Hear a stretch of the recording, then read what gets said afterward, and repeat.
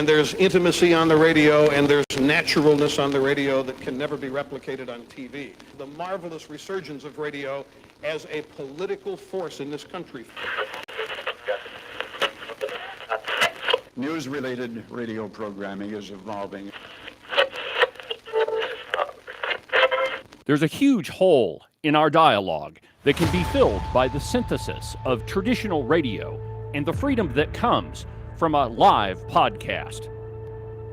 You're about to experience Cowboy State Politics live. Here we go.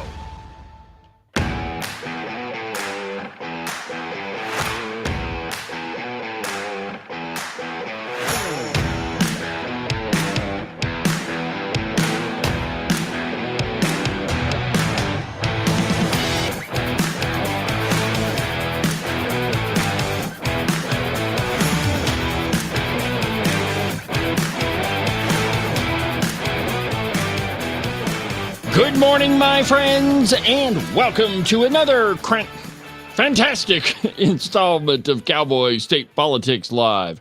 From very high above all the puerile and insipid forms of Wyoming mainstream media, this is Cowboy State Politics. I, of course, am your illustrious host, David Iverson, firmly ensconced behind the silver Cowboy State Politics microphone and broadcasting to you from the base of the Bighorns at the Cowboy State Politics Studio in Sheridan, Wyoming. Good morning, my friends, and welcome to the program. Happy Wednesday. My friends, there is a ton going on in the news. If you were, hiding under a rock or just completely turned off the news and didn't pay any attention to your phone and didn't look at the internet at all yesterday, then you wouldn't know that the Supreme Court in Wyoming has decided that it is entirely legal to kill babies. Yeah, that's what I said. The Supreme Court of Wyoming said abortion is entirely within the Constitution. An absurd, absolutely absurd assertion. There is no way, there is no universe in which you are entitled or you have a right or in any way that you can kill another innocent human being.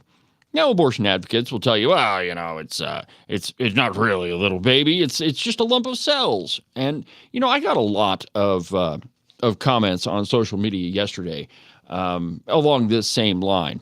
And you would not believe how many of the baby killers decided to come out. I mean, it was a lot of them, and they threw every argument against the wall to justify their position. But the long and the short of it is, abortion is murder. In no universe can you legitimately argue that it's not. In Wyoming, we have a couple of different statutes that say, if you kill a pregnant woman, you are guilty of killing two lives. If you're a drunk driver and you hit some poor lady and kill her, and she happens to be pregnant, well, then you get charged with 2 counts of murder.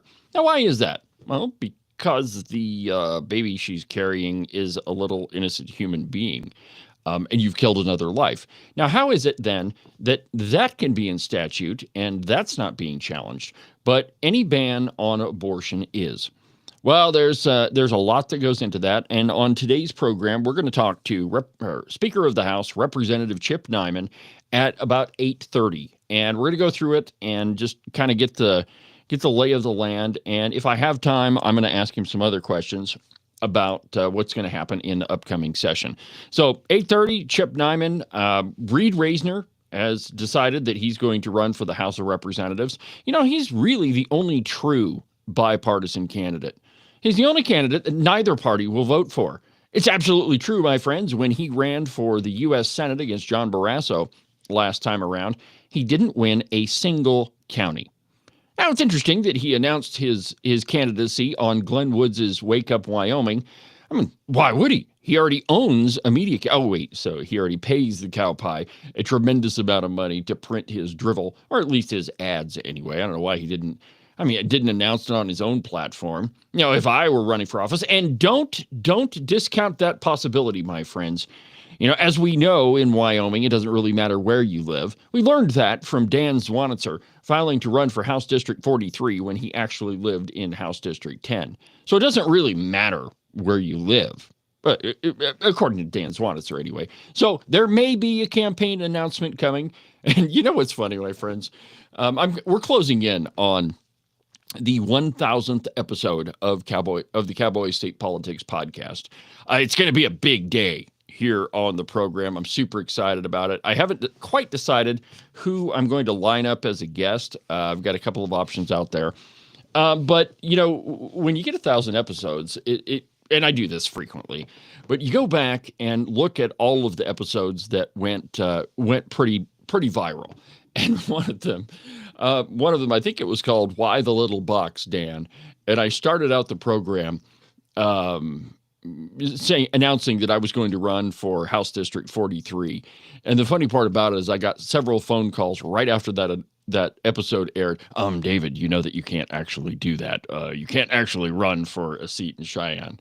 But there's been a lot of different episodes. And today, of all days, the one that comes to mind, and I'm going to replay part of this on the podcast this morning, is an episode I did several years ago entitled, "We All Agree It's a Baby."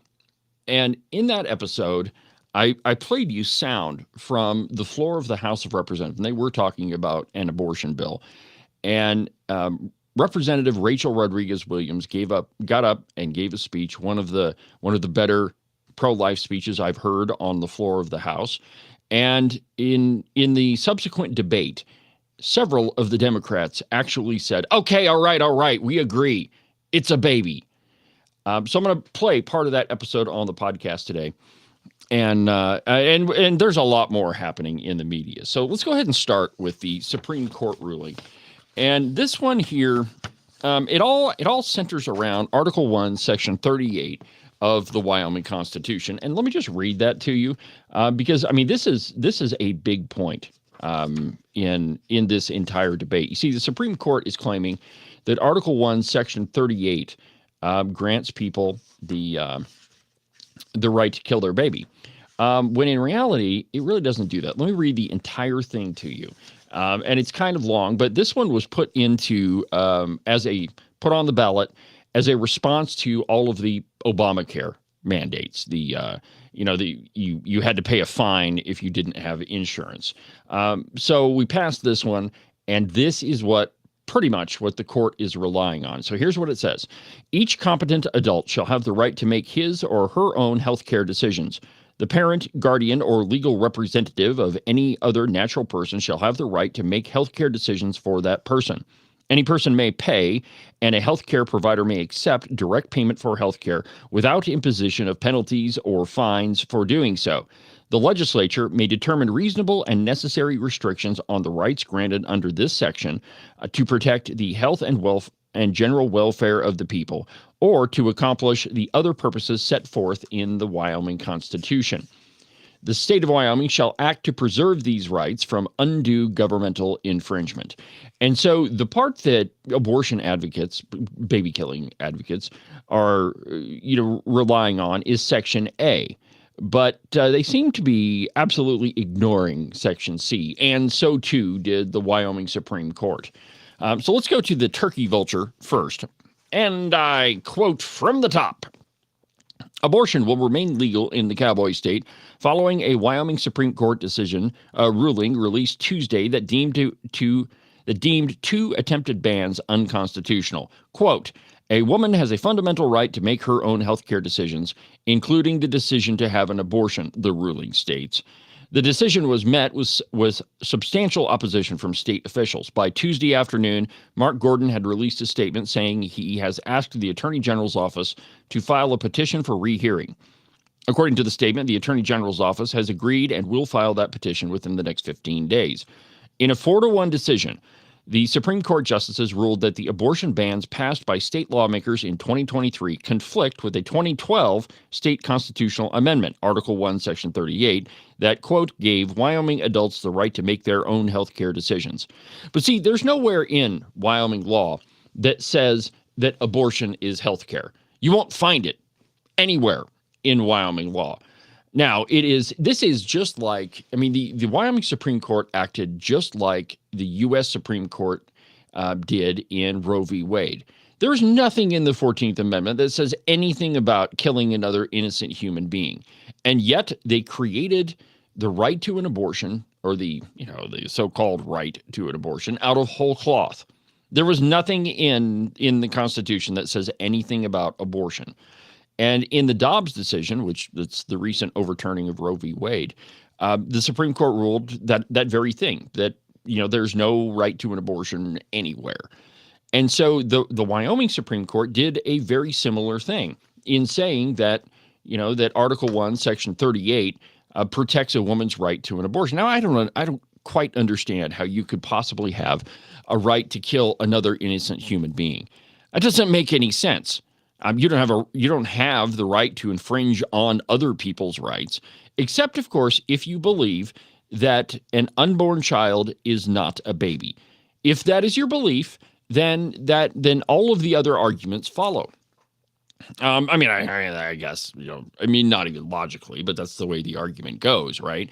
I mean, if an unborn child is not a human being, then it doesn't really matter if you kill it. But of course, we all know that it is. Let me just give you a couple of my favorite pet arguments on this one. And you start out the conversation by asking someone, so have you ever been a member of any other species? And you'll get a weird look from them. And you clarify, you say, okay, all right. So at any time in your life, were you ever a trout? Were you ever a giraffe? Were you a member of the rabbit family? Lepus californicus is the jackrabbit, by the way. Anyway, were you a member of any other species? And of course, the answer to that is no. Okay, then. So an unborn child is, by definition, human. And if an unborn child is human and, in a couple of short months, it's going to turn into a human being, then it is already a human being. Piece of cake, right? I mean, there's no way that you can really get out of that argument. And yet, baby killing advocates, they try that all the time. If you go look at the Cowboy State Politics post on Facebook from yesterday, where all I did, there's just a couple of lines, and it says that the Wyoming Supreme Court created this so-called right to an abortion out of whole cloth. And go read the comments.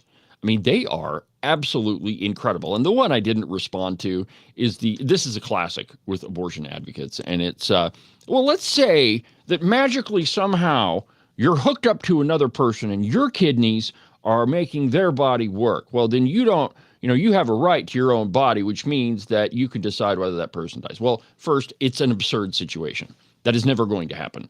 It's probably not even possible. And so when you start with an absurd premise, everything that follows after it is also absurd. It's never going to happen. You don't have a right to kill another innocent human being.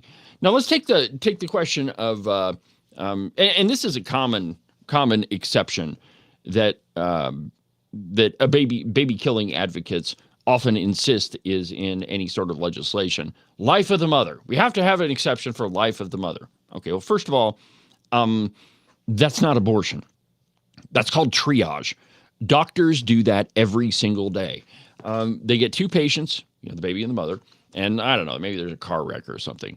And the doctor doesn't look at that and say, I think I'll save the woman or the child. No. He doesn't look at it that way. He or she doesn't look at it that way. It's a question of who do we have the best chance of saving, or can I save both of them? It's a triage question. It's not a question of abortion. What about this whole ectopic pregnancy thing? I saw a couple of comments about that on social media. Well, that's not abortion either. That pregnancy is never going to develop into a human being. It's a weird human thing that happens, and it's just never going to happen. So, I mean, it's a medical question. Now, I mean, if you start with the premise that, well, abortion is healthcare, well, then, you might be able to argue that. But of course, we know that it's not. Nothing in the Hippocratic Oath says anything about killing a baby. The whole do no harm thing, correct me if I'm wrong, but ending the life of a human being would be classified as doing wrong. Yeah, I'm pretty sure about that. So let's go back to the piece real quick. Justices applied the amendment into the two anti-abortion laws passed in the wake of the 2022 Dobbs decision. They say the overturn of Roe v. Wade, but it's the Dobbs decision. In order to answer the question, quote, do the Wyoming laws restricting abortions unjustifiably limit a woman's state constitutional right to make her own health care decisions? The state did not meet its burden of demonstrating the abortion laws further the compelling interest of protecting unborn life without unduly influencing the woman's fundamental right to make her own health care decision, the ruling continued. As such, the abortion laws do not constitute reasonable and necessary restrictions on a pregnant woman's right to make her own health care decisions. In a footnote, the majority of justices acknowledged that the state's argument that the 2012 constitutional amendment was only intended to address the Affordable Care Act, not abortion. Regardless, the court cannot change the language of the Wyoming Constitution, justices said. Well, they just did by declaring that abortion is health care, so I don't know exactly what they're referring to, because they absolutely changed the wording of the Constitution. It is judicial activism at its finest, my friends. Let's see here. Now, there was one lone dissenting voice on the court, and that was Justice Gray. Here's what she said. I disagree that the abortion statutes violated Article 1, Section 38. The abortion statutes constitute a reasonable, quote, a reasonable and necessary restriction by the legislature on the right of a pregnant woman to make her own health care decisions for the purpose of preserving natal life at all stages of development.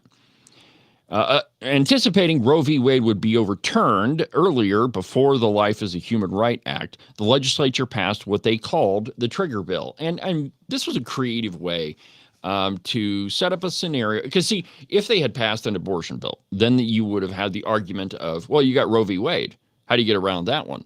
And so the trigger bill it essentially said that if Roe v. Wade is overturned, then abortion is basically outlawed in the state. Well, all of a sudden, the Dobbs decision and Roe v. Wade is overturned. And so the trigger bill kicked in, which caused the first lawsuit. And then the legislature passed the Life is a Human Right Act to further clarify the legislature's position on abortion. That was then included in the lawsuit. And then in that same session, we also passed a ban on abortifacient, so the abortion pill. And then that was included in there. So, I mean, it is, this has been a long process, and I really hope that it's not over. Probably the best thing the legislature could do would be to pass a bill that says that abortion is not health care, and all they'd have to do is define in Wyoming law what health care is. Now, it wouldn't get them out of the constitutional or the Supreme Court decision, but at least it might give some sort of standing to challenge that decision at a later date. So I don't know. I mean, there's we're going to talk to Chip Neiman here in about 10 minutes, and we'll get a clearer picture of what has to happen or what can happen. Let's see. What else did the turkey vulture have to say here? Here we go. This is the part I wanted to talk about. Though the decision is cause for celebration among those who opposed the bans, those who supported them quickly announced their intent to continue to advocate for abortion restrictions. Well, of course, we will. I mean, that is, the right to life is the fundamental right. It is the prerequisite right to all of the others. If you're not alive, you can't enjoy the First Amendment. You can't enjoy the Second Amendment. None of those matter because you're dead. So it is a prerequisite right, and rights have to apply to everybody equally, without exception. And so, you know, my friends, and I often watch this. You know, you see cases go through the Supreme Court, and, you know, you have an argument going through your head, and, you know, what I usually think is, oh, man, you really, just say this. Just make this argument. Just do it. And then it doesn't happen. And not to say that I'm a lawyer. I don't play one on the radio. I don't play one on my morning show or on the podcast. But, I mean, I think that there's a lot of argument to be had here, and we'll ask Chip Neiman about it. But, you know, I mean, it is our duty to fight for those people who can't fight for themselves, who have no voice. And, you know, I mean, that's just plain part of being human and being a good and moral person, is that you fight for those people who cannot fight for themselves. Now, of course, the killing baby crowd They predicate all of their arguments on, well, it's not a baby. And I saw this one in one of the comments too yesterday. It's not a baby. It's not anything really. Now, my reply to it, I thought was pretty creative. So can you explain to me how something can come from nothing? Is there anything in this world, anything in this universe that came from nothingness? Well, I mean, of course, you could go back to the book of Genesis. God created everything out of nothingness, but we're not God. And so there is nothing in this world that comes from nothing. And so, obviously, if you're alive, if you're a human being, then you had to come from something, which means that that argument is a bunch of bull crap.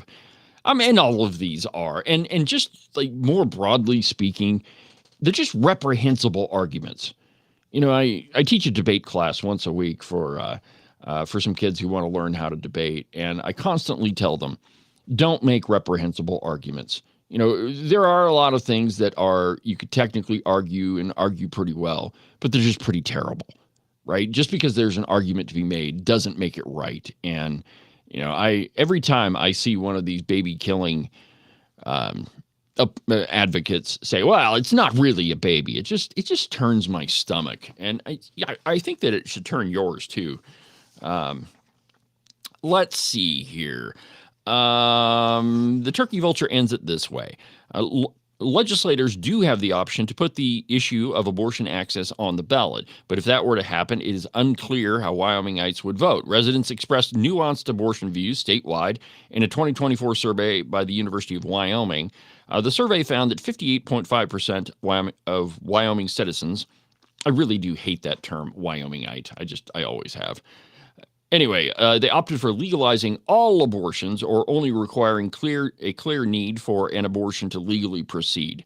The survey also found that 41.5% of Wyomingites either supported a total ban or with the exceptions included by lawmakers.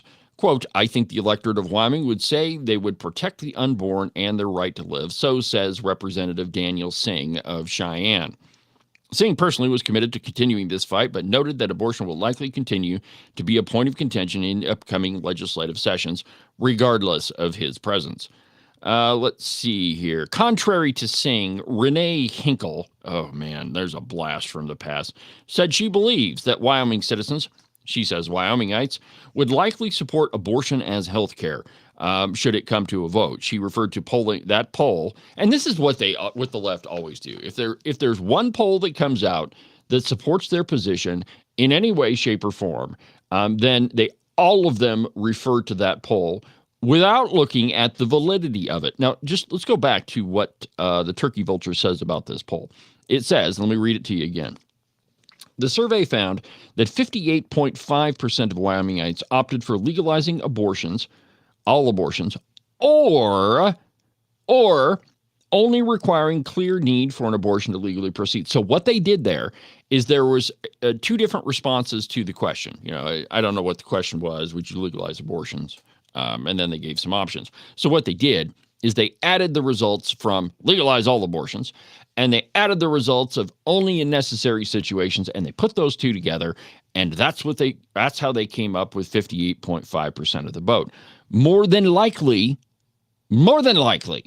if you took away that second category, those in favor of legalizing all abortions would be in the minority. You see, I mean, have you ever heard the phrase statistics lie and liars use statistics? Well, what that means is you can make numbers mean anything that you want if you twist them around enough. And of course, the honest person would look at that and just take it at face value, instead of trying to manipulate it and twist it to your own benefit. There's been two recent polls. One recent one and one, in the last couple of years. One of it, the older one was about Medicaid expansion. The newer one was done by the Wyoming Business Council from one of their ridiculous adventures. But they only sampled 500 people in a state of 586,000 people. So sample size is representatively small, in my opinion. And secondly, all the questions were pretty well weighted to one side. So the poll was crafted in a way to achieve an intended result. That's all that it was. And so when you look at this poll, don't just look at it and say, well, 58.5%. Well, no, that's not what the poll said. And we've got to be clear about that. But, in this age of opinion journalism and, making things mean whatever, trying to make things mean whatever we want. I mean, it's, you get all sorts of answers. Well, like I said, we're going to have Chip at 8:30, and I expect he will be prompt and on the dot. So let's go ahead and take our first break. And then when we come back, we'll prep the interview with Representative Neiman, and then we'll continue. But first, a brief and completely outrageous profit timeout. And I picked the ad that's got a lead in. Who do? Anyway, my friends, we'll be back in a minute.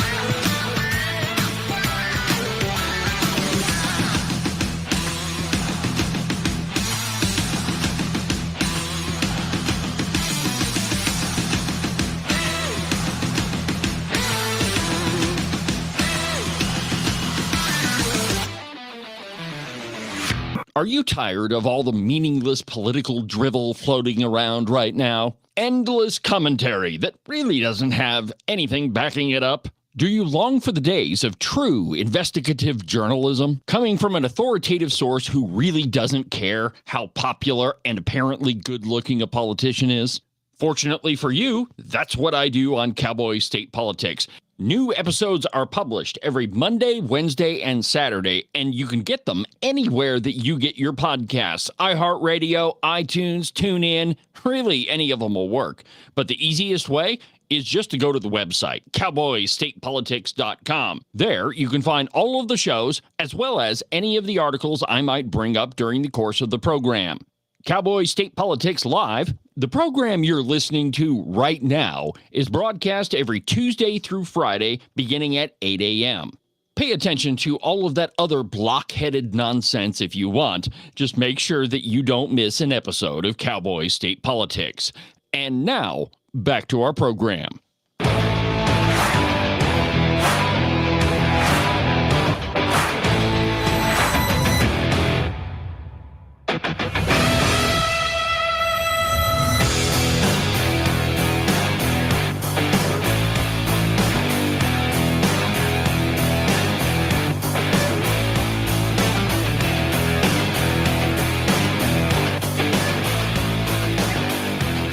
Welcome back to the program, Cowboy State Politics Live. I'm David Iverson, your illustrious host, documented to be almost always right 99% of the time.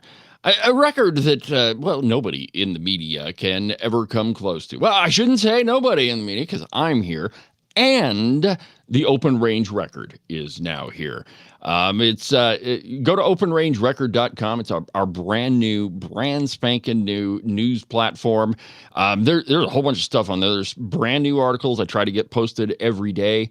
And that'll speed up as we get closer to the session. But, the rollout, anytime you roll something out, there's a lot of tweaks you got to make to it. But anyway, the website is live, and very soon, very, very soon, I'm hoping within a couple of weeks, we'll have the first iteration of the mobile app ready to go.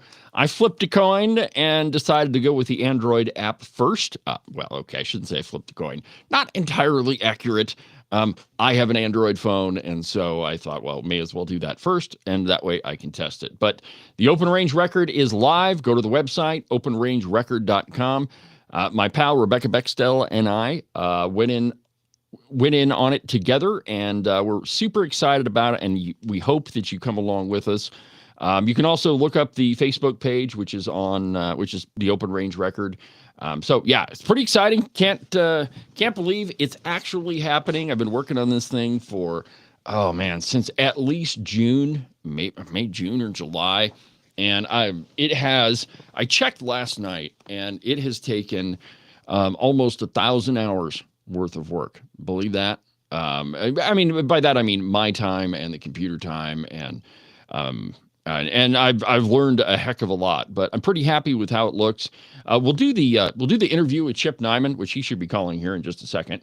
And then maybe after the interview, I'll show you what the website looks like, and show you some of the bells and whistles.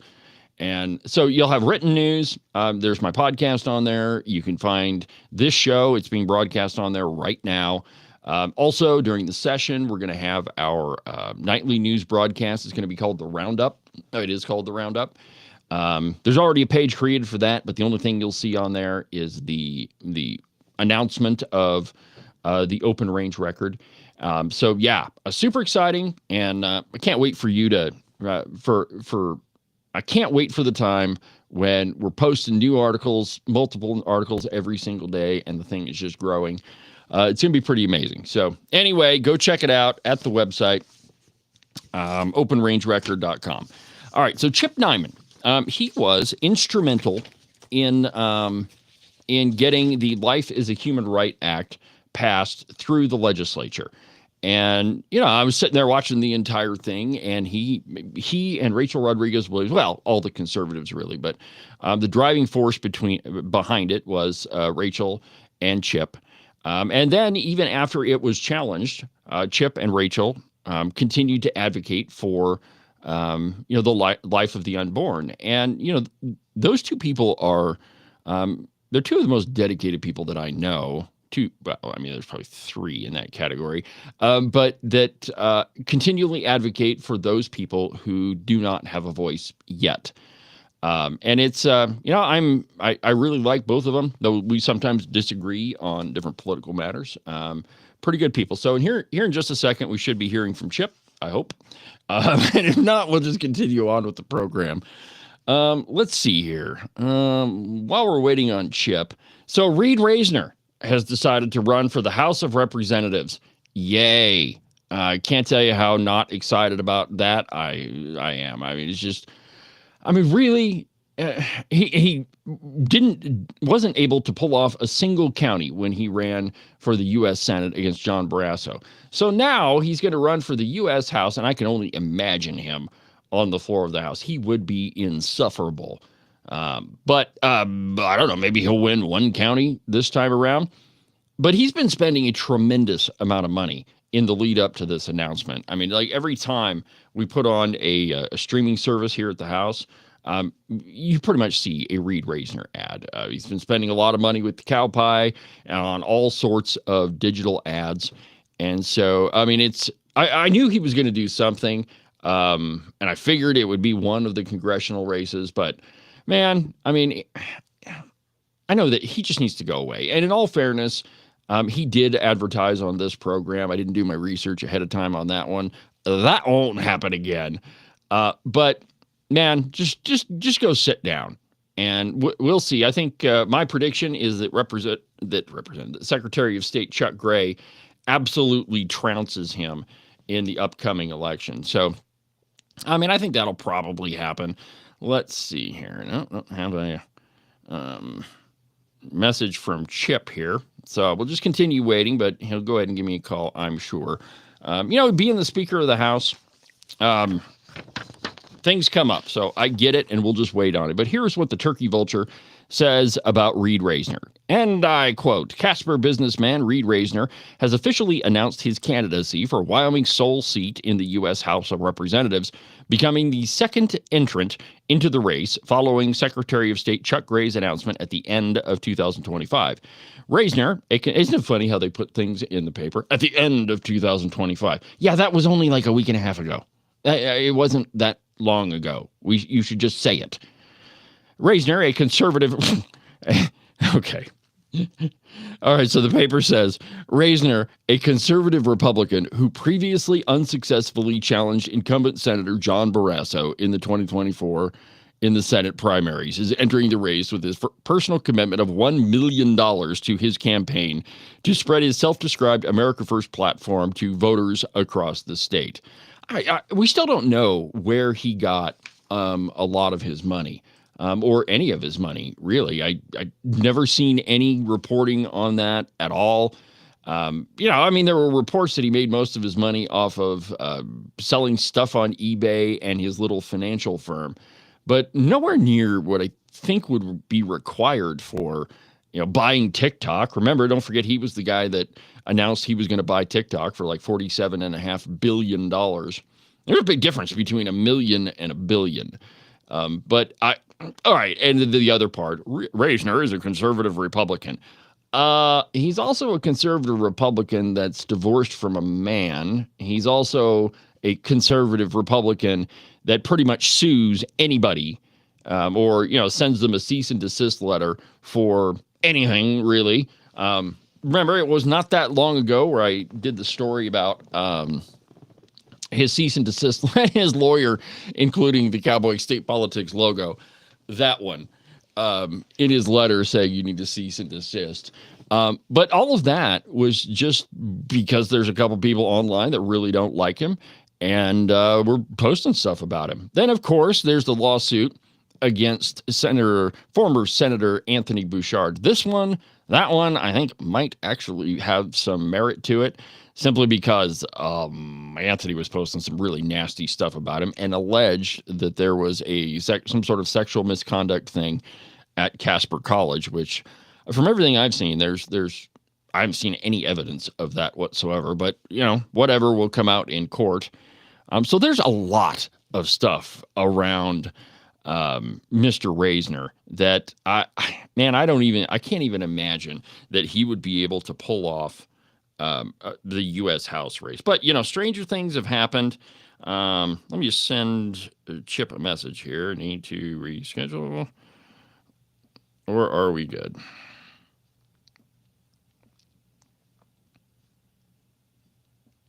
Okay, anyway, so here's what the Turkey Vulture says about Reisner.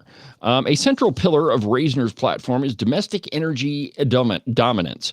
He advocates for Wyoming's fossil fuel energy industry, specifically supporting Trump's drill, baby drill policies for oil and gas, revitalizing the coal industry, and investing in uranium mining. His vision for the state also includes transforming Wyoming into a national hub for financial technology, utilizing the state's business-friendly laws to lower taxes and attract global companies. Whatever. And a lot of this too, by the way, if you want to know more about him, I did do 2 interviews with Reisner during the last campaign. So, 2-ish years ago. And in both of them, you could tell that he wasn't really firm on any of the things that he was running for. But go listen to those. And that's why I keep a hold of all of the old episodes of Cowboy State Politics, because there have been so many people that have been on this program. And all right, so Speaker Neiman will be joining us here in just a second. So here he is. Okay, here we go. Representative Neiman, welcome to the program. Well, good morning, David Iverson. How are you, sir? I'm doing pretty good. You having a busy morning? It is. It's been a little hectic around here, as was yesterday as well. So anyway, sorry about that. I'm a little late getting on here, but we're here, and so fire away. All right. So I guess the very first thing I should ask you is, what is your reaction to the Supreme Court's ridiculous ruling yesterday?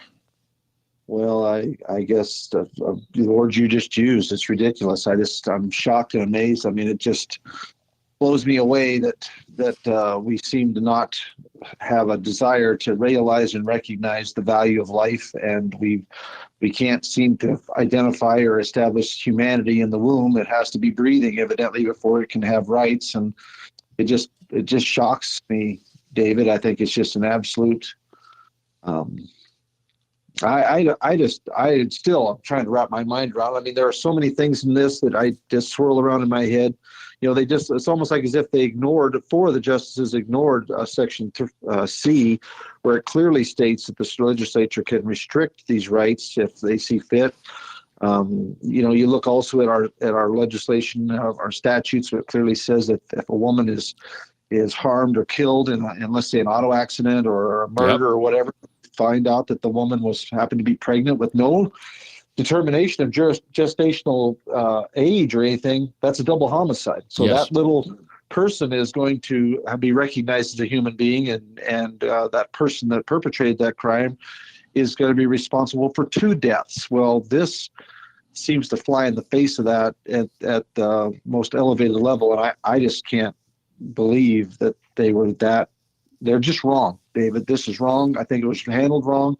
And we're not going to give up. I'm not going to give up. I think that life deserves protection. And for those that can't fight for themselves, and we need to continue this fight to protect them and give them a voice. Well, I just before you came on the show, I spent quite a bit of time talking about your efforts and those of Representative Rodriguez Williams.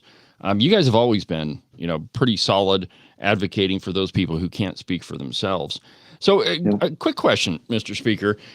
So when there is a contradiction in the law, so you mentioned the murder statute, and now we have a Supreme Court ruling that completely contradicts that. What does the legislature do? I mean, how do you fix that? Because we certainly can't have that big of a contradiction in the law. Well, I don't know, David. I mean, it's like this. I've been challenged. I mean, look at what the potential opening of challenge is to this that could be. I mean, this, in talking with other folks and stakeholders in this and folks that have a far better legal thought on this, the discussion is that look what it opens up. I mean, this is the potential, if we're not careful here and how this is going to play out. Will Medicare now pay for abortions because it's healthcare, been determined healthcare in Wyoming? Will transgender surgeries or things like that, or other things that have really been on the forefront of the discussion of the necessity and the timing and age of maturity and things like that, will they now be determined as healthcare?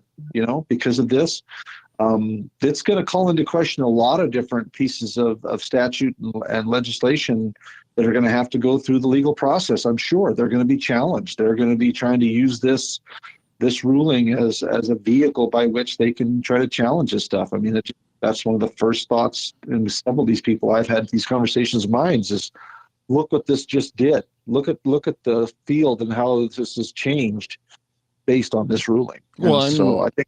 Yeah, and one question I would have is, okay, so now if abortion is healthcare, and if the Supreme Court did rule this way, so does that have an impact on people who were convicted of that double homicide that you mentioned? I mean, did they get a new trial? I mean, there's a lot of implications here. Well, and here's the thing. See, to me, there's 2 different things in that. When you said that, it's like, well, okay, we go back and some guy who says, well, I want one of those murder cases or those murder convictions to be removed because of the basically lack of recognition of that human being now been determined by this. But at that time, I mean, when that person did that, they weren't seeking that or looking at his healthcare. This woman was in that situation, let's say hypothetically, was murdered or killed in a vehicle or whatever through a reckless driver or whatever. They weren't, using that as healthcare. That was simply the ending of life. But what to me it does is it calls into question the humanity. If you can find humanity in that double homicide and recognize the life of the unborn baby, how could our Supreme Court not recognize the humanity of the unborn baby in the situation where we say, no, that's fine. You can do that as long as it's healthcare and you have a health reason for doing this. You can end the life of that baby. And it's wrong, David. It's absolutely wrong. It's absolutely reprehensible. And I think, and I mentioned this too, but I made a post yesterday on social media just about the headline and with my normal snark in there. And I could not believe the comments afterwards. I mean, it is absolutely incredible how little some people in this state think of unborn little babies. I mean, it is absolutely reprehensible, Chip. Well, and here's something, Joni said this, and it just struck me the other day. And she looked at me and she says, well, then I guess if you're not desired, you're not human or you're not valuable. You have to be the one. You have to be desired. You have to be wanted in order to survive now in Wyoming. I mean, there's a ton of implications on this whole thing. All right, one more question on the ruling, and then I've got a couple of others. Well, I guess first, before I go into that, how much time you got, Chip? You just fire away, fella. All right. So in Article 1, Section 38, there's subsection C, and it says Right. that the legislature can enact reasonable restrictions. What does that subsection C mean? Well, then the legislature, through the legislative branch of the people's representatives, the legislature that whom they've elected, reserve the right, the ability to be able to restrict or put limitations on what can be done, and that's what people can do. It left, I think, in that situation, the ability for the people's representatives to be able to have some oversight and control over how far you can go on those rights as far as healthcare is concerned. And I think that's the important part of this, is that we clearly, when the Dobbs decision came down and they sent it back to the states to direct their individual states into when does life begin? What is the human right? What is humanity? What is, all these different issues that Dobbs allowed back to the states, which clearly said that the states have the right to determine that when life begins and what is healthcare and is it in this situation. We did that. We established that clearly, I believe, in this legislation. And that falls completely, in my mind, underneath what you just stated, and that's Article 1, Section 38, Subpart C.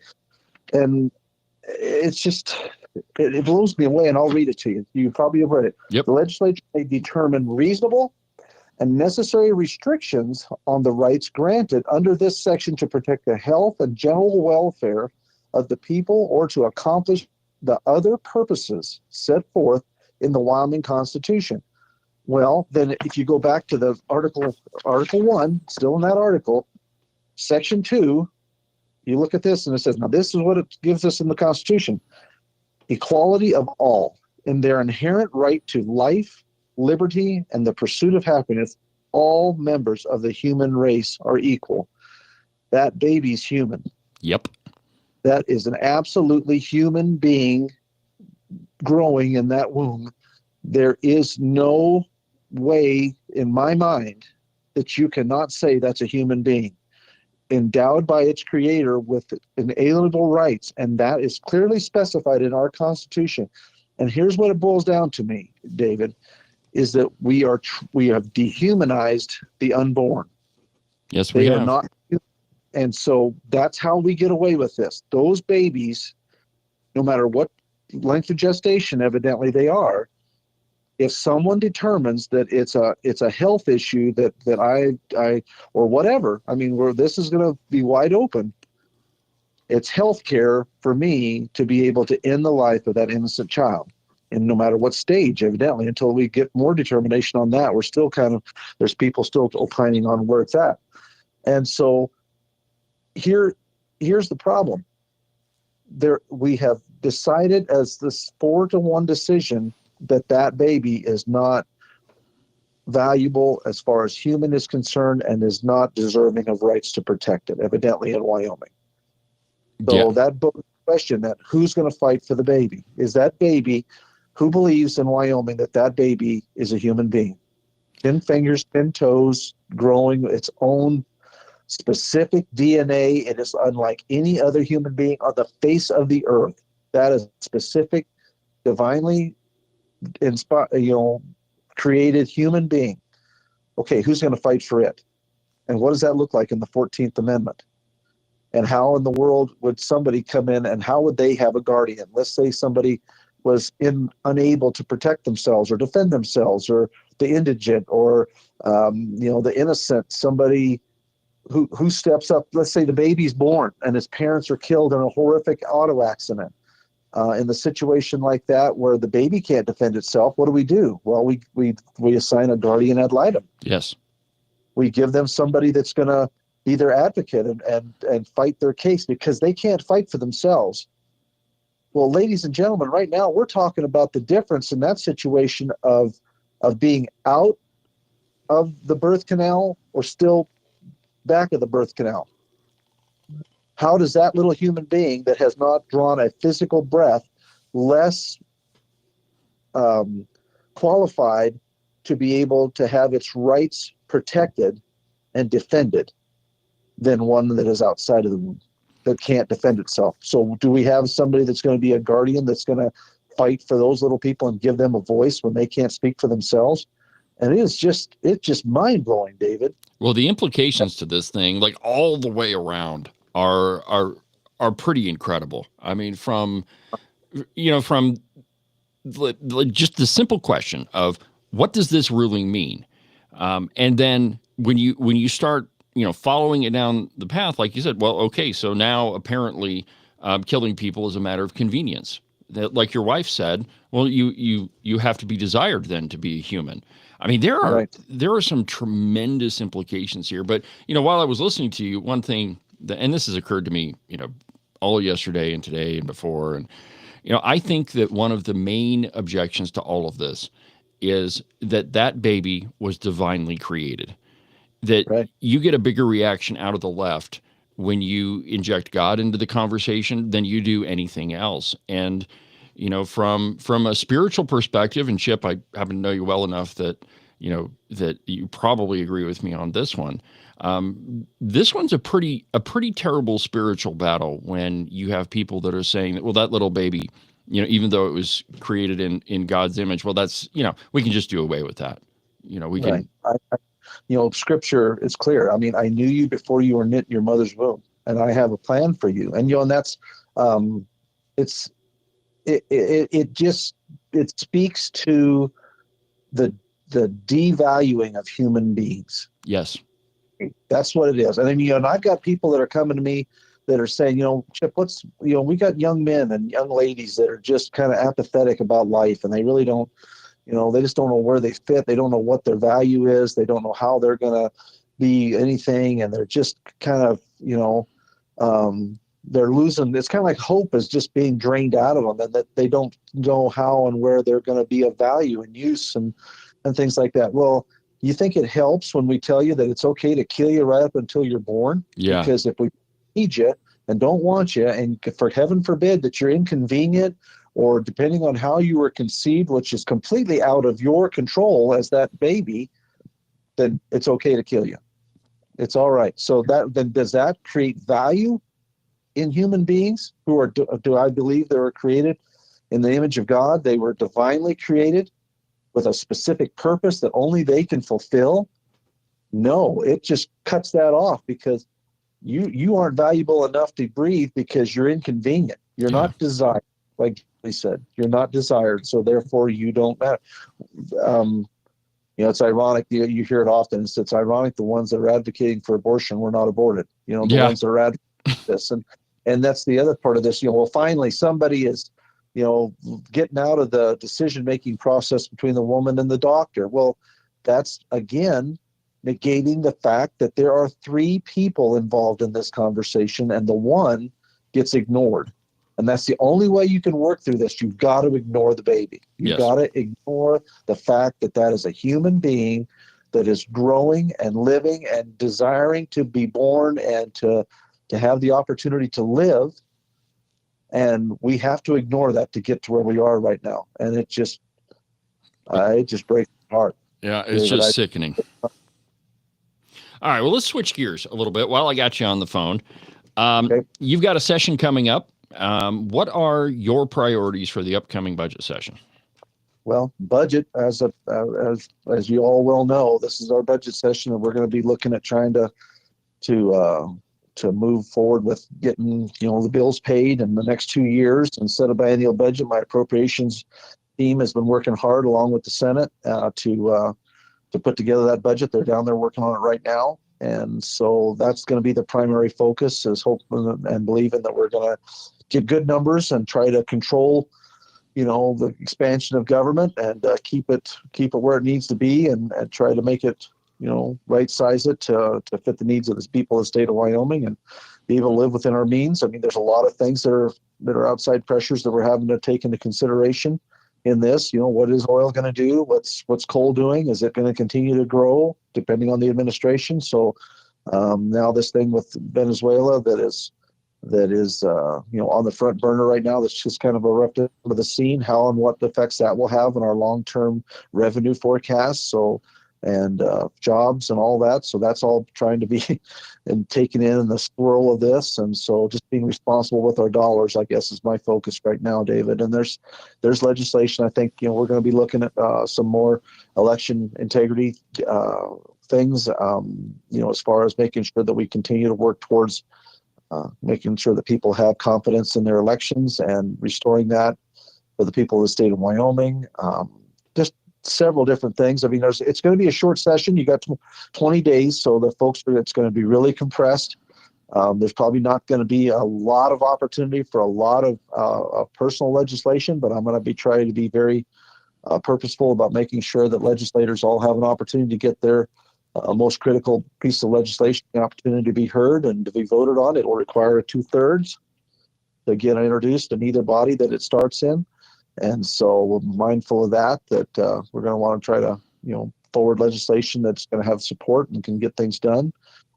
We've got, trying to think, I mean, the list is long, but it's going to have to be really, well played and purposeful about how we do this, because we don't have a lot of time to do that long list. Let me ask you about one of those budget items. And I've been talking about this quite a bit on my program because I had the guy in question in my studio to talk to him. And this is about the Wyoming Business Council. Now, the head guy has said some crazy stuff. In fact, he referred to all of you conservatives as, well, he didn't, but one of his board members referred to you conservatives as Neanderthals. What do you foresee? Yeah, I can send you that soundbite. I did not know that. Yeah. Yep. Well, I guess we'll go ahead. Pay our taxes. I guess are we Neanderthals as long as we can pay our taxes? I mean, I don't know. Anyway, go ahead. Yeah. Anyway, I was just going to ask you if you've given any thought. What are your feelings on the Wyoming Business Council being the Neanderthal that you are? Well, you're giving me a little too much credit here to be able to answer with any kind of thoughtfulness here, a knuckle dragging man. Anyway, okay. Well, and that's ironic. It's like, I guess the thing is, I have heard a lot of people out there that are very frustrated with some of the decision making, and I guess the biggest thing I hear is the picking and winners and losers part of that, and moving that money around, giving it to folks that they believe that are insiders, I hear, and all this stuff. But I think the attitude out there is that needs to be something that is an oversight of the legislature, and that we need to make sure that those monies are managed and they're not being utilized to promote things that probably maybe shouldn't have been promoted, and what is the return on the investment, and that the return on the investment has been really hard to nail down in that. And so we've spent a lot of many millions of dollars, and we've put a lot of communities over the years previous to into situations where they're now kind of hung with more expenses than what some of them can handle, and maybe should have had a different direction on some of that stuff. And so it's just, there's a lot in that there, where that's at. And there's just a lot of what should you say, reservation in regards to going on with that system and the way we do that. And then I think there's some better ways of managing those dollars, and more responsible ways of managing those dollars in a lot of people's minds. And so that's kind of where that's shaping up. It's going to be interesting to see where that finally ends up in the final end of things, and where it comes out. So well, providing that you can get your knuckles off the ground, that is. Well, yeah, I'm going to have to try to see. Yeah, I did not realize that we were Neanderthals. I mean, and here's the thing. It's just amazing to me is that the idiots are always the ones that are trying to make sure that the people have their say. Mm-hmm. Why is it the ones that the guys that are the I know, but earlier with the barbarians, they were just trying to storm the castle. Well, in my statement, I'll say it again. The barbarians are the ones out here that helped build the castle. We're the ones that are being demanded of the property taxes, and we're trying to better ourselves and to grow and to be successful and to work and to have those opportunities. And I believe that needs to be, a playing field where you're able to go and do what you need to do and have those opportunities. And if that's Neanderthal, then I guess be that as it may. Well, honestly, Chip, I've watched a lot of committee meetings over the years, and that one appropriations committee, when they had the Wyoming Business Council in there, that one by far, I think, was the most important one because you got to see a clear vision of how bureaucrats view their job and view Wyoming taxpayers. And we actually had people standing up for the people that are paying the bills. And what we heard from that meeting is, well, and then Josh Durrell actually said that he thinks it's his job to create an economic system. He said that the free market is really only this idea that exists at universities, that it doesn't really work. He said that Really? our government is too small, that we need bigger government. Oh my God, no. Oh my goodness. Yeah. I'm from the government and I'm here to help. When Ronald Reagan said that, some of the most, scariest words you ever hear, or however he phrased that. Yep. We don't need more government. That's what we've done, is we have created government to the point where we're so dependent on the government and believe that the government's going to be the one that's going to step in and save the day. Let the free markets, let them drive the narrative. There are places and responsibilities that we have that we need to be mindful of as a state. And there are some very specific things in my mind that we need to be cognizant of. And I would encourage spending money on. Talk about our energy sector and things like that, where we're talking about the security of our state and ultimately the security of our nation. And now we're talking about security of other nations that are very dependent on making sure that we are strong, that the United States is strong and is out there in a position where we can actually make a difference. And those are the kind of things, the responsibility. Good borders, strong, I'm on board. Good highway systems. Where's the government going to be out on that? Making sure that we can move our products and our goods and our services to our markets. Again, borders, making sure there's a safe place that we can conduct business, that we know that we can have good, solid fence, like in ranching. Good fences make good neighbors, good borders make good countries, and you can come and go, but you got to do it legally, and you've got to do it in a way that respects our laws and all those things, and we support those things. But beyond that, let the free market drive the narrative. Let people invest and do those things and help them through reducing and regulations and things like that, and take the shackles off of them so that they can do business and they can grow and get paid for a good day's wages, for a good day's work and production, and we all benefit from that. But if we're coming in here and we're picking winners and losers and we're trying to add extra money to certain things that we think are important in situations like that are outside of those kind of safety, security things that create the foundation or the basis of all the rest of us to be able to prosper and to do well, it's capitalism. And that's right now. Like I said, Chip, if you talk to Josh Durrell, the free market doesn't exist. Listen to this. I found one soundbite. I'll just play it for you, and then after the show, I'll send you the rest of them. But take a listen to this.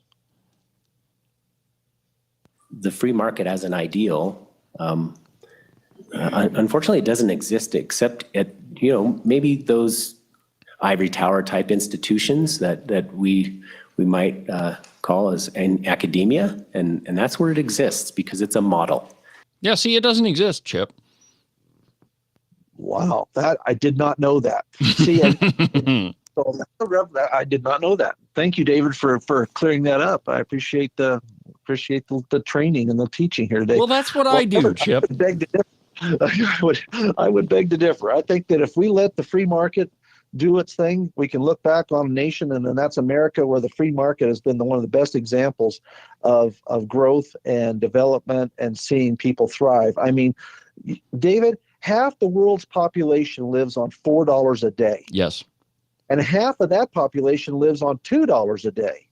And here we are in America, where we have a level that we will not allow you to sink below, which happens to be higher than the living or the level of spending or level of living in the second wealthiest area of the world, Western Europe. We eat more. What is it they say? We eat more meat, have more square footage living space. We have more apt to have a vehicle, a phone, all these different things in America than the second wealthiest. And these are people on low income, or these are people that are on welfare. than the second wealthiest place on the earth, Western Europe.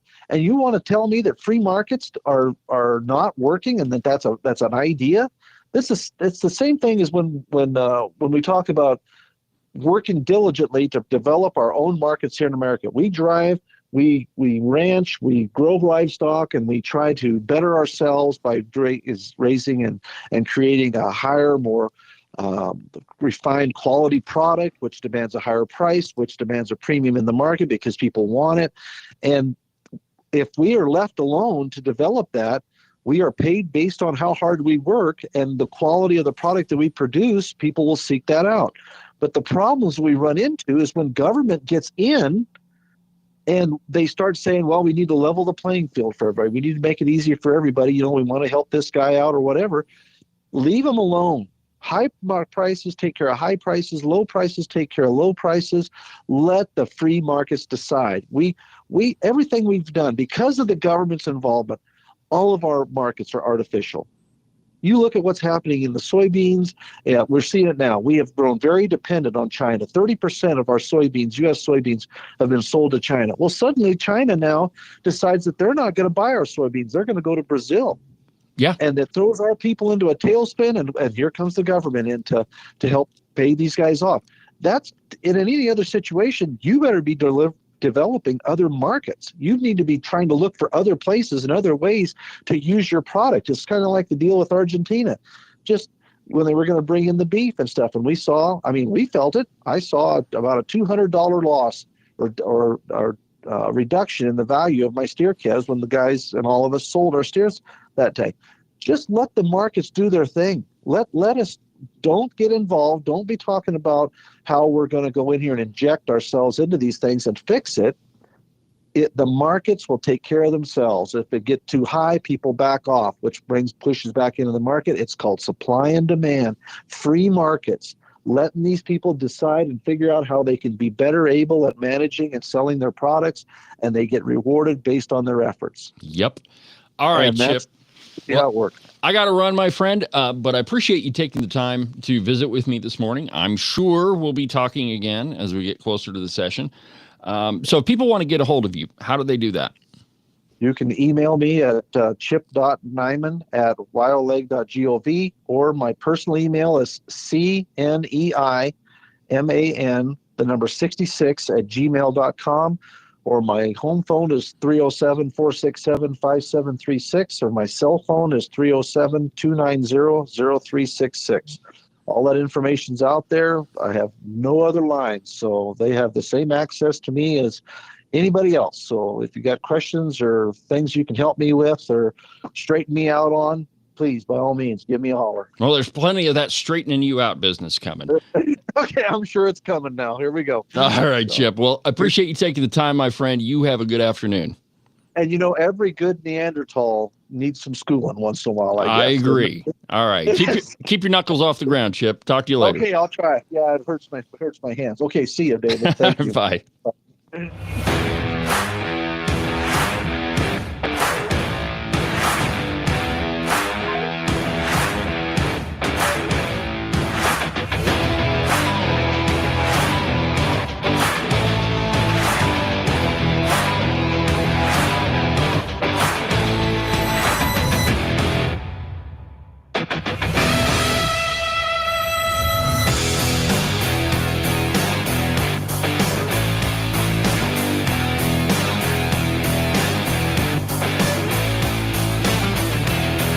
Make sure that you subscribe and follow the Cowboy State Politics Podcast. You can do that from the website, cowboystatepolitics.com, or anywhere that you get your podcasts.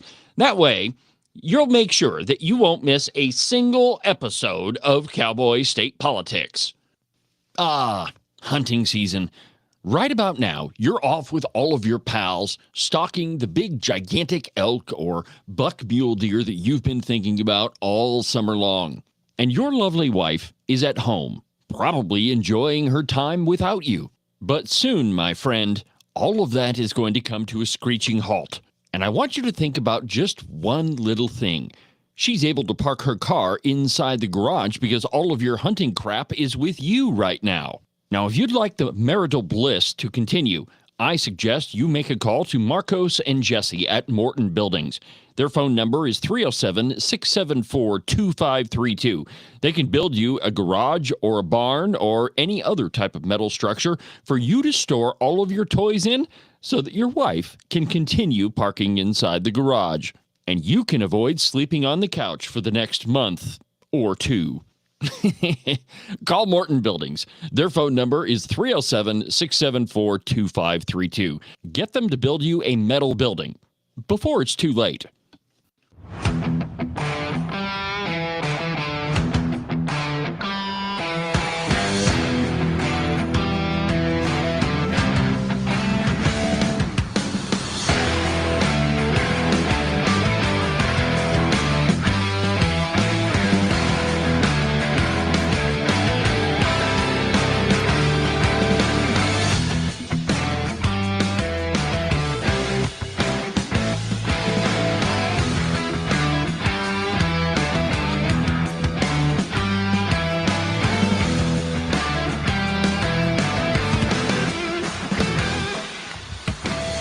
Welcome back to the program, Cowboy State Politics Live on a Wednesday. Rocking and rolling, my friends, doing what I was born to do each and every day with talent given to me by God Almighty himself. Welcome back to the program, my friends. If you just missed it, we were just talking with Wyoming Speaker of the House, Chip Neiman. We had a long conversation, and I will replay that for you on the podcast this morning. And you know, we talked about a lot of different things, the Supreme Court ruling and the upcoming session.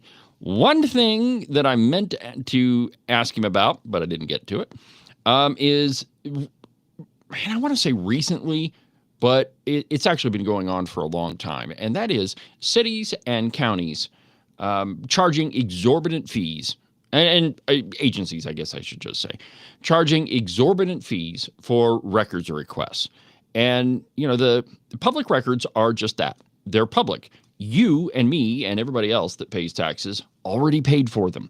So it's no different than going to your closet and pulling out something that you've already purchased. I mean, it just so happens that these public records are down at City Hall, or they're at the courthouse, or they're, you know, at whatever other agency. And you absolutely have a right to them. You paid for them. But what a lot of these agencies are doing is trying to charge you for the time it takes public employees to go pull those records. Here's the contradiction in terms. You've already paid for those public employees to go pull the records. It is a well, I mean, from the outside, yes, it's a money-making scheme. But really what it is an attempt by government, I mean, in general, municipal, county, you know, the school board or whatever, government, to prevent you from getting a hold of all of those records. And the reason they're doing that is they don't want you to know what they're doing. Because a lot of these government bureaucrats and, you know, elected officials too, think that you shouldn't have any say in what they're doing. And so if they charge you a couple $1,000 or $5,000 or $12,000 or whatever the number is to go pull those records, well, then you're not going to be able to pay for it, and you're not going to be able to see what they're doing. And the thing is here, those are your records. Now, in Wyoming statute, the problem is that it's very, very vague. There's a statute, and I forget the number here. Maybe it says it. Oh, yeah, here we go. Now, this is a piece from Sweetwater Now. It's entitled, Commissioners Issue Notice of Intent for New Public Records Rules. They call them rules, but really what the Sweetwater County Commissioners are trying to do is legislate. They're trying to amend state statute. So here's what they say. According to the proposed rules, and this is in Sweetwater County, citing Wyoming Statute 164202, a records custodian can charge an applicant, quote, a reasonable cost related to producing or creating a copy of an electronic public record for review or copying. Now, the paper says the cost can include and isn't limited to the time spent finding the documents requested, reviewing, sorting, redacting, formatting, and compiling the records, as well as any costs associated with creation of a new electronic public record from existing data and the programming and computer services associated with it. So, in other words, they can charge you whatever they want to keep you from seeing the work that they're doing for you that you paid for. This is a situation that needs to be fixed in Wyoming. What the bill should be pretty easy, that you can charge for copy costs. That's it. And put a dollar limit on it. If you spend $25 on paper, that's a heck of a lot of paper. I just bought paper for the studio today, and I think I paid $10 for 750 sheets of paper. So 25, yeah, I mean, if your records request takes 2 giant reams of paper, that's a lot of stuff. And the thing is, you've already paid for all of it. It belongs to you. So one of the bills in this upcoming session, and I hope to God there's a legislator listening to this today, you need to draft a bill and draft it right now to get a handle on all of these public records requests, because it's the way the statute is written is being used to hide from the public what public officials are doing, legally or illegally. I mean, if you can't get a hold of public records, you can't do it. And it's absolutely a violation of the First Amendment, the freedom of the press, that the public records laws exist so that everybody can have access to what the government is doing. And if you're putting in gigantic fees, like my business partner, Rebecca, just paid over $1,000 for just a couple of requests that she made. And we're not talking like reams and reams and reams of paper, but it should not take that much effort or money to get a hold of records that you have already purchased. I mean, this is a big problem, and it goes straight to the core of the freedom of the press and your right to see what your government is doing. We already have a law called the Wyoming Open Records Act, but there's a lot of these bureaucrats, agencies, elected officials, all of them are trying to restrict your ability to see what it is that they're doing.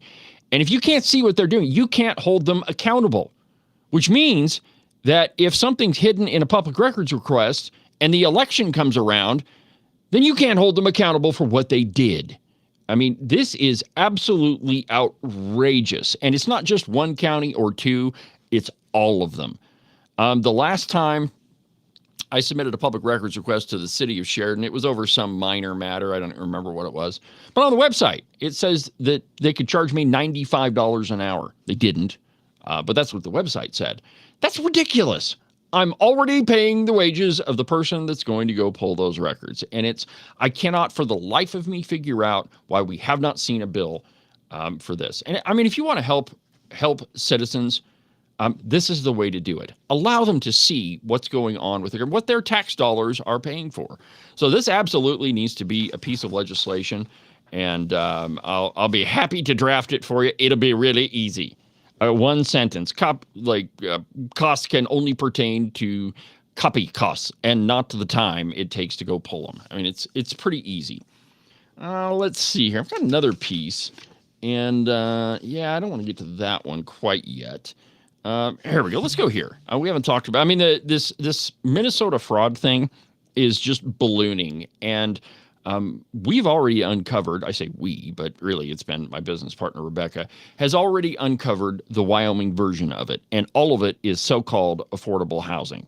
And it's the more that we dig on this thing, the bigger and bigger it gets. And I am not going to step on Rebecca's toes. She's found something that is truly amazing. And by the way, she's holding a town hall at the hangar tomorrow at 5 in Casper.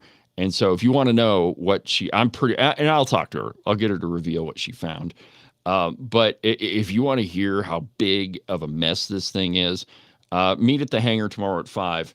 You probably want to be there a little bit early. She's going to give a presentation, go through everything that she found. It should be an incredible time. But that's Wyoming's version of this Somali fraud business. Now here's a piece from the New York Post. And it's entitled, Somali Ambassador to the UN is linked to shady Ohio healthcare company in Medicaid fraud scandal. Okay, so he's the Somali ambassador to the United Nations, and he's in the middle of it. Go figure, right? Most of the people that they arrested in this whole Minnesota thing are Somali. There's only a handful of them that aren't. But here's what the New York Post says, quote, Somalia's ambassador to the United Nations is linked to an Ohio home health care provider that previously engaged in Medicaid fraud. A top official with the Department of Health and Human Services revealed on Monday, quote, I can confirm public speculation that Ambassador Abukar Dahir Osman, permanent representative of Somalia, how do you like that? He's a representative and it's permanent, to the UN and president of the Security Council, is associated with Progressive Healthcare Services, a home health agency in Cincinnati. HHS has previously taken action against Progressive in response to a conviction for Medicaid fraud. O'Neill and HHS did not immediately provide details about the alleged Medicaid fraud or what the actions taken against Progressive Healthcare Services were.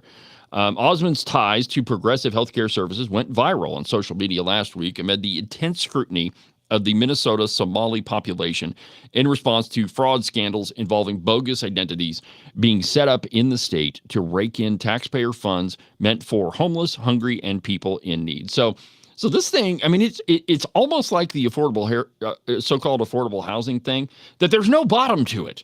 The deeper you keep looking, I mean, it just keeps going and going and going. And I mean, it's truly incredible. But if you want to know what happens when you have a bloated and oversized government, is things like this, that it becomes so large and there's such a huge amount of money being poured through it that there is no way possible to get your hand around all of it, and which it kind of means that untangling this giant knot is, and Ken calls it the Rube Goldberg machine. That's the, you see it on TV a lot. There's overly complicated machines to do this like simple little task. But that's what government does. They overcomplicate everything for a couple of purposes. One, because that's what government does. I used to work with a couple of engineers, and it would always fascinate me that they would take a simple concept and overcomplicate it. Like it would be way, way bigger than it actually needed to be. And when I would question them about it, the response I'd get is, well, David, we could engineer it some more if you'd like. That's what government does. They over-government everything. And part of it is that's a job justification for them. If you're working for government, you have to, at least justify your position. And one of the ways that you can do that is create an overly complicated system that only you know how to untangle it. And it is a self-perpetuating Gordian knot that just gets bigger and bigger and bigger and bigger. And when you try to untie it, that's when you run into problems because maybe the person that designed the system in the first place is long gone. That's one of the problems in Wyoming. When you look at the budget, that thing is full of so many twists and turns, and one account tips into another account, which fills another account, and that one, it goes all the way around at the beginning, and you end up with over 600 what I refer to as coffee cans, but really what they are is trust funds, and nobody knows where that money comes from. And the person that designed it isn't on the Appropriations Committee anymore. Actually, it's Steve Harshman did a lot of it. Mr. Raise I Love More Taxes, Steve Harshman. All right, well, I tell you what, let's go ahead and take our third break. And when we come back, I'm going to tell you about a story that was broke by our new news platform, the Open Range Record. So we'll do that when we come back. Thank you for watching the program. More back in a second.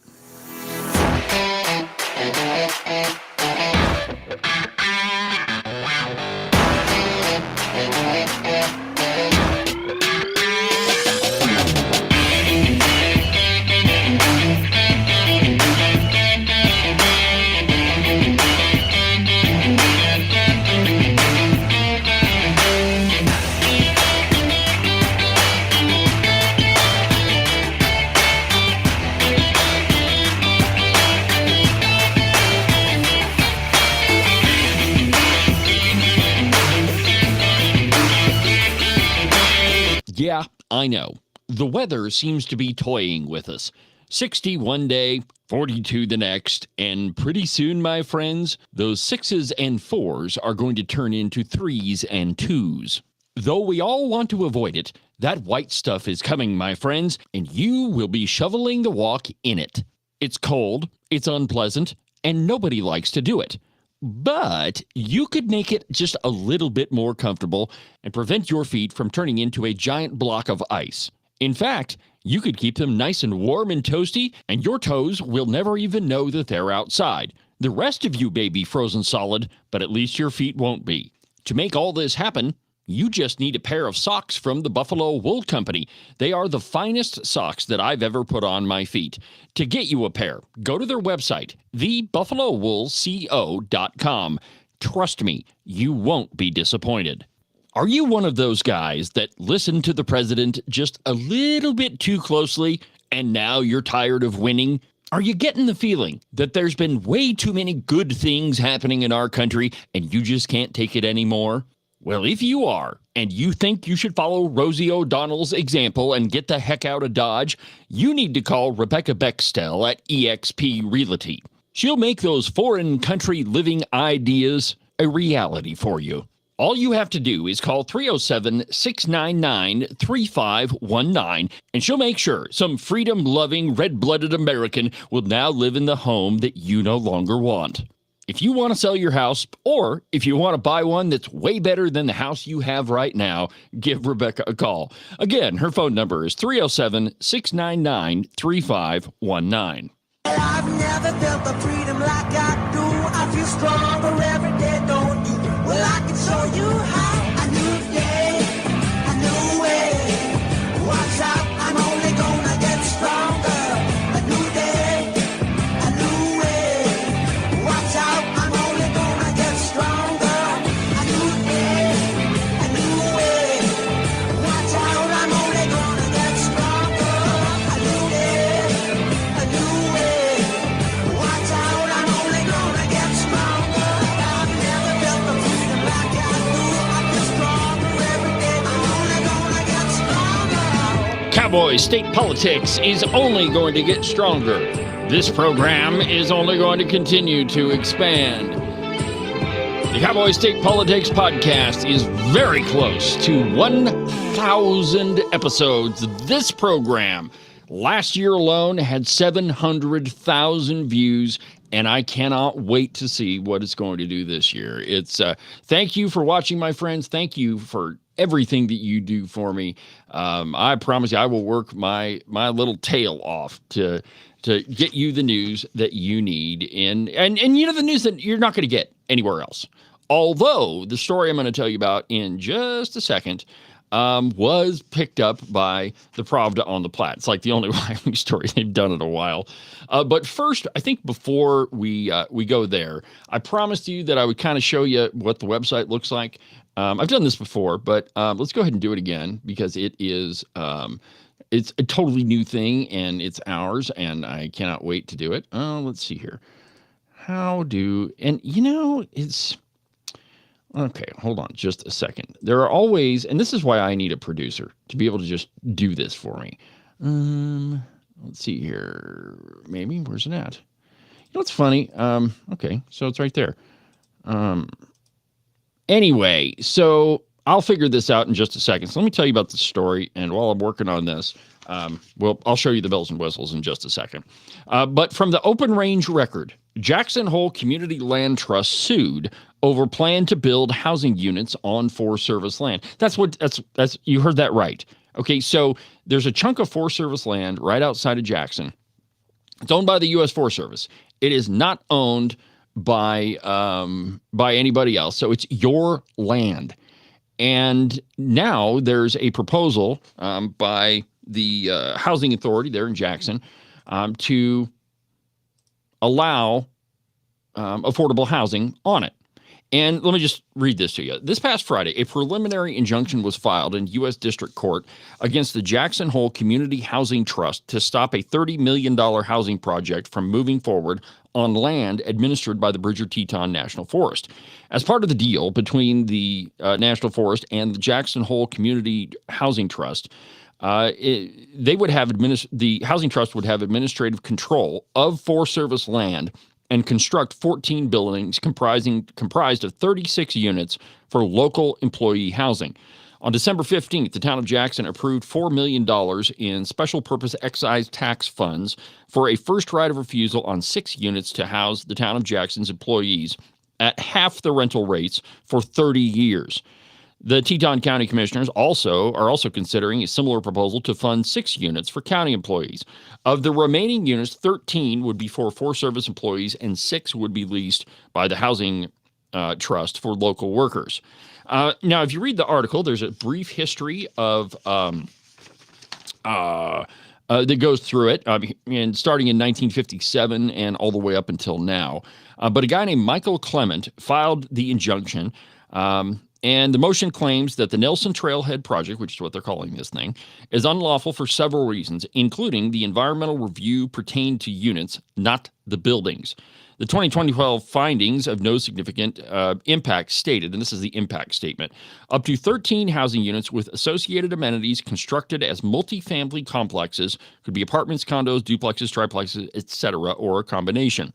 And those are for service employees. Those aren't for, originally, that's what it was for, not for, you and me.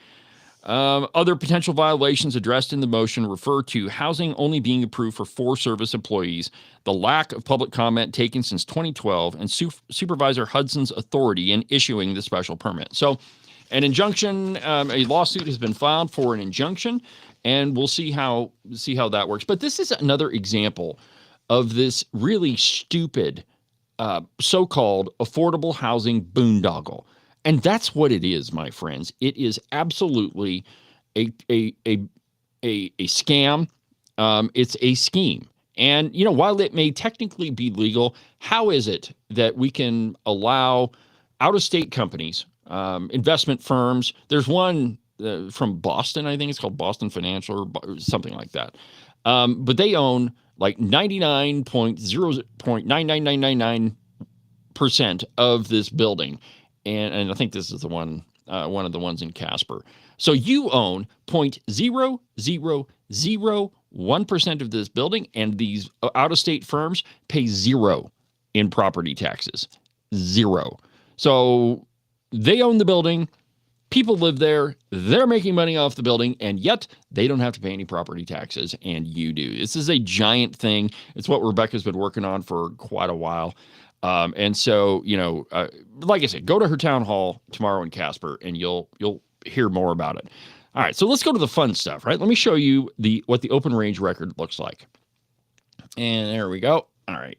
Had to kind of do this a little bit of a different way, but here's the home page. And as you can see right up at the top, it says live now, Cowboy State Politics Live, January 7th.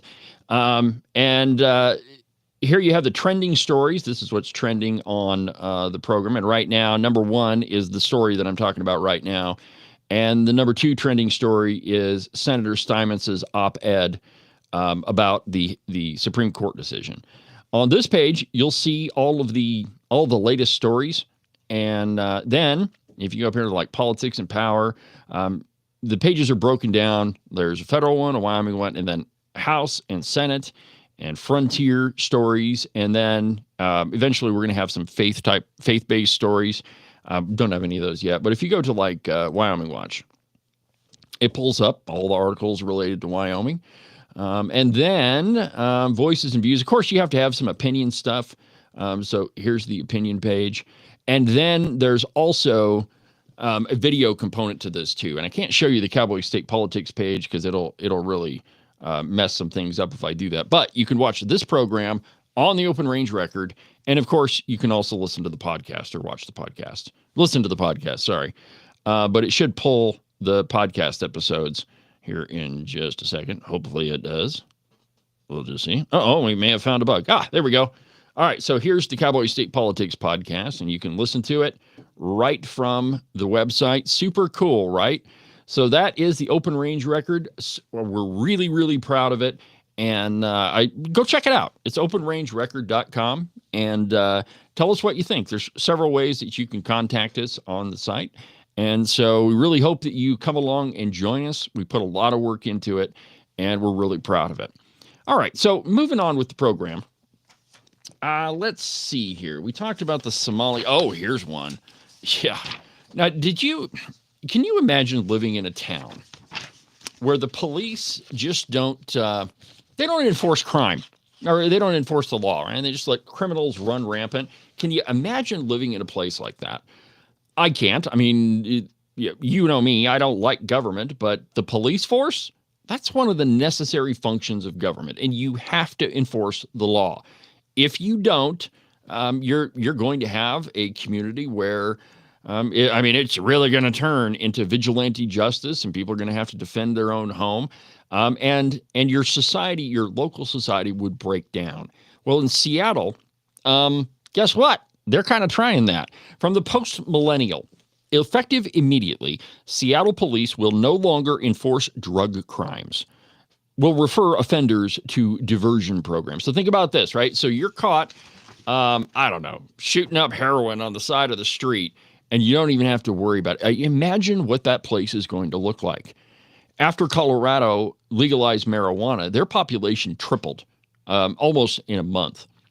And most of it was, or the homeless population tripled, not the entire population of Colorado, but the homeless population tripled in Denver. And it was an amazing transformation. Pretty much everywhere you went, everywhere you go now, you can smell weed. Even on 16th Street Mall, you can be walking by people and they're smoking a doob right out in public. It's really terrible. But here's what the Post-Millennial says about Seattle. Quote, following the inauguration of socialist Seattle Mayor Katie Wilson, it was revealed that the Seattle Police Department issued an internal email announcing officers, quote, are not going to enforce drug use. Well, I hope that there's no enforced drug use, but I'm pretty sure what they meant was they're not going to enforce laws against drug use. Word choice is very important, my friends. According to the message originally obtained by the homeless outreach group We Heart Seattle, effective immediately, officers are being instructed to refer all open drug consumption events to the diversion program, LEAPDA, or Law Enforcement Assisted Diversion Purpose Dignity Action, a diversion initiative connected to community-based behavioral health and outreach services. Critics warn the move will likely accelerate the city's ongoing drug and overdose crisis. No, I don't know. What an absurd conclusion. I don't understand why that would happen. Maybe because you're almost encouraging drug use. And it's interesting, though, that it's only related to drugs. It doesn't have anything to do with alcohol. Now, as you know, we have some pretty strict laws surrounding alcohol use. If you get popped for driving under the influence, it's at least a $750 fine. There could be jail time. You're probably going to have to do some counseling. You may lose your license. There's some pretty serious penalties surrounding it. But apparently, in Seattle, I'm not going to worry about that. If you're snorting coke out in the city park, don't even worry about that. That's not a big deal.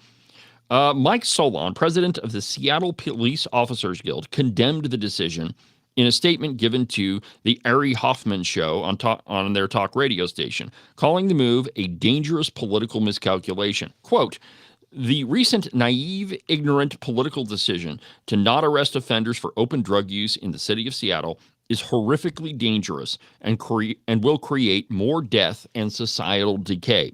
He continued that the decision embodies an enormous flaw in those in our community who think that meeting people where they are, who are in the throes of addiction, is the correct path to lift them up. This is wrong and is commonly referred to, quote, as suicidal empathy. Solon continued, most cops know that the LEAD program supports this ideology and they don't want to refer cases because it's a waste of time. Because most people, they're not going to go to diversion. So let me just give you this scenario. You're out on the sidewalk and you're shooting up heroin. And I can't even believe that this is where we're at. But anyway, so you're out there doing drugs and the police officer walks up and says, you shouldn't be doing that. You should go to this diversion program. Let me give you a card. And that's the end of it. How is that? What's the eventual result of that going to be? It's going to be no different than San Francisco's poop maps. Allow me to explain. When you're not enforcing statutes that you have that say, you can't camp out in the city park. If you don't enforce that anymore, you're going to have lots of people camping out in the city park. And then you'll have all of the associated problems with it. Ergo, the San Francisco poop map that Ron DeSantis showed to Gavin Newsom. The policy shift is especially controversial because Seattle and Washington State have already tried this failed policy with disastrous results. In 2023, following Washington's Supreme Court controversial Blake decision, drug possession enforcement across the state was disrupted, and many communities, including Seattle, moved toward non-arrest approaches in favor of diversion. The results were massive spikes in overdose deaths and increases in crime. And one of the reasons why drugs are outlawed is the crime that goes along with them. If you don't have money to pay for your drugs, you're going to go find a way to get money. So you're either going to rob people, you're going to commit other, I mean, there is a host of other associated crimes that go along with it. It's not just the overdose death. It's not just robbery. It's murder. I mean, it's all of those things that go with it. There are societal impacts to the decisions that politicians make, and if you ignore them, it's going to have disastrous results. The situation became so dire that the Washington state legislature ultimately intervened with new legislation aimed at restoring a workable legal framework and preventing the policy from becoming permanent. The new policy follows the inauguration of that socialist, Katie Wilson. I mean, it is amazing where we're at as a country, my friends. And to tell you the truth, it's almost like upside down bizarro world. If you were to ask me 5 years ago if many of the things that I'm talking about on my show today even would come to fruition, I would tell you that you're probably bonkers. That there's no way that we would do that. That there are safeguards in place to prevent those sorts of things from happening. But here we are, and so we got to deal with them. It's job security for me. If there's crazy things happening, it means I get to talk about them. So, yay me, I guess. From the Blaze, 6 questions that Trump and conservatives can no longer dodge in 2026. Now, one of the big ones, and I haven't even read this piece yet. I just saw the headline, and I thought, yeah, we should probably talk about this. One of my big complaints with Congress, with politicians in general, is when they're running for office, they'll give you a whole list of things that they're going to work on, that they're going to fix. And then when they get into office, the answer we get as to why that never materialized is, well, we worked on it, but, they just didn't have the votes, just couldn't get it done. Oh, it was too hard. We'll work on it again next year. When in reality, they probably went to the Capitol building and voted against it. Well, conservatives, how many times have you heard the words, we're going to repeal and replace Obamacare? How many times have you heard that? Over and over and over again. And did they ever repeal it? Well, no. There's no more individual mandate, but Obamacare is still there. And, a couple of different times, Republicans have had control of Congress when they could have rammed this thing through and got it done. But they didn't do it. And so one of the very first things that the GOP and Republicans need to do is just follow through with what you tell people. It's not that difficult. You have to actually do your job and keep your promises that you made to your constituents. But the first question that the Republicans have to address is, will the red firewall hold? And here is what the Blaze has to say. And this is Daniel Horowitz. But the first thing he says is Republicans will likely lose the House and surrender residual power in battleground states such as Georgia and Arizona. Independents have abandoned the GOP, and that trend will accelerate as economic conditions worsen. The question is whether Republicans will give their voters something worth turning out for. Base turnout alone will not flip purple territory, but it could stop the bleeding deep into red states and keep races such as Iowa and Ohio governorships out of reach. This past year made it clear that Republicans are losing races they never should have had to defend. A deeper economic downturn would push this line even farther. So, Republicans have got to address those problems in competitive districts. And if they don't, they're going to lose them, and we're going to lose the House. Already, I think I heard on the radio after the death of a Republican congressman, I don't recall his name, but we've only got a 5-seat majority in the House. So, that's pretty thin when it comes to the midterm election time. Now, here's the second point, and I find this one interesting. How toxic do AI data centers become, and will Republicans even notice? By the end of 2025, opposition to data centers surged across ideological lines. Communities worry about water use, power strain, housing, and secondary effects. Democrats have begun embracing that resistance as Trump elevates data centers and tech interests as pillars of his economic agenda. Well, all of those things have residual impacts. All of them have ancillary things that are going to happen. And in Wyoming, I mean, there have been, I don't know how many proposals there are down around Cheyenne for new data centers. But one of the things that is very, very precious in Wyoming is water. And if you have a giant data center that requires water to cool it down, where's it going to come from? I mean, this is one of the, I mean, it has always been a big issue for the state. I mean, if you want to see a big court fight, create one about water rights. I mean, super, super, super important. And if our legislators don't tackle it and don't figure out how that's going to work, first, you're going to see a dramatic increase in the use of water, which is going to have effects to agriculture and ranchers and you name it. It's a really big deal. But Republicans have got to get control of that. And then healthcare. I'm so sick of talking about healthcare. You know, Wyoming spends more money on that than on anything else in the state. And it's one of those things that government shouldn't be involved in any way, shape, or form. Be that as it may, we still have Obamacare to deal with. And we rightly let the subsidies expire. Now, is that going to hurt people? Yep. It's going to be kind of painful. A lot of people can barely afford health care as it is. And, you know, with those subsidies expiring, the costs are going to only jump up an incredible amount. But that's the first step in fixing this mess.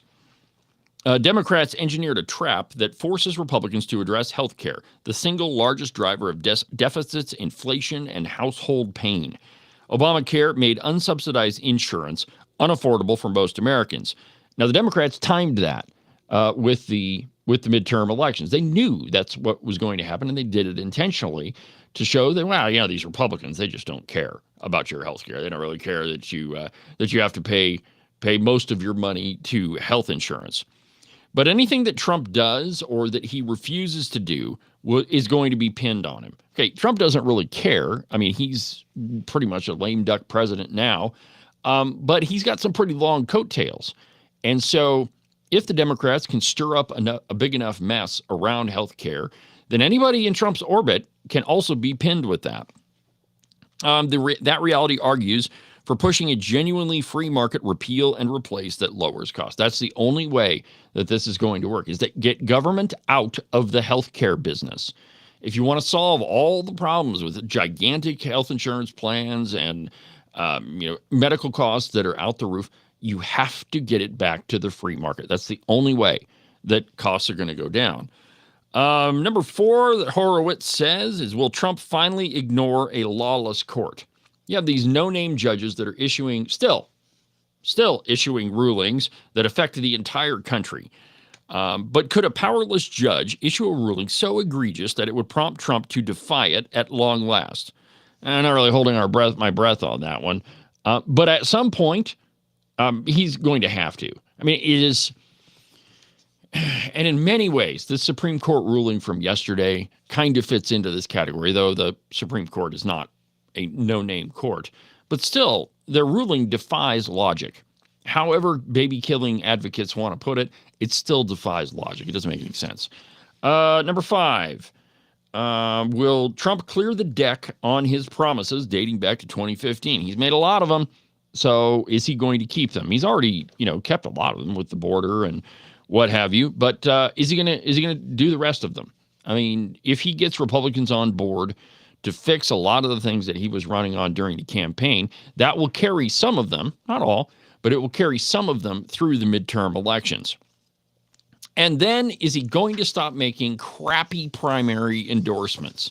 Is he going to stop listening to the people around him and talk to the people that know? The classic example of this is Cyrus Western, leading the EPA here in Region 8. Cyrus Western is in no way a conservative.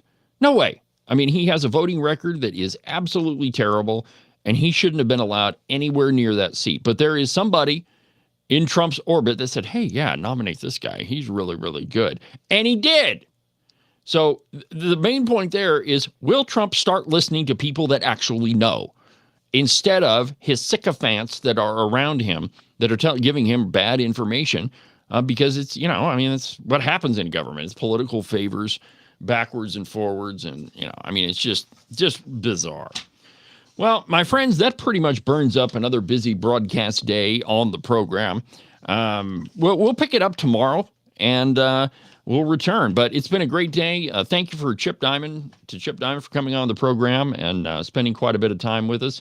I appreciate it. The podcast will be published shortly after today's program. Usually I get it out about noon. That's what I'm shooting for. Might be a little earlier because it's going to be the replay with Chip Neiman and Rachel Rodriguez's speech from several years ago from the episode We All Agree It's a Baby. So we're going to do that on the podcast. See you back tomorrow, my friends. But for now, from the base of the Bighorns, I'm David Iverson, and this is Cowboy State Politics. Have a good afternoon, my friends.